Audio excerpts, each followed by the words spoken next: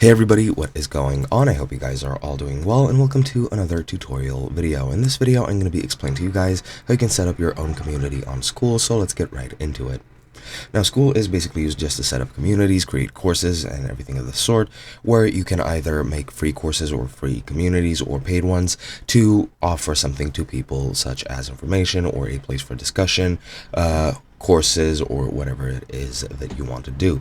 Now, to set one up, it's actually very easy. As you can see, currently I'm on the Discover page. You can click here to create your own community, or you can go to the Community Switch tab and just press Create a Community. Once you do, you'll be prompted to enter a group name as well as your card information just to get the free trial for 14 days. After that, it is $100 per month, so just keep that in mind.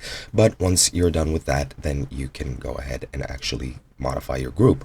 Now, I've already created one, so I won't create another one, and this is what it looks like. You can go through this whole setup process if you want to. It is completely up to you. However, I do recommend going through that, since your group should have a description and a cover image, just so it looks more appealing to people who might want to join. You can also write posts here in the community tab. You can go into Classroom, set up courses, go into calendars and set up events. You can manage your members through the members tab, and you can go to the leaderboards to see if you've gamified your course or your group. This is where you'll see the progress, and that is basically it. You can also go here to manage your other settings. You can add a pricing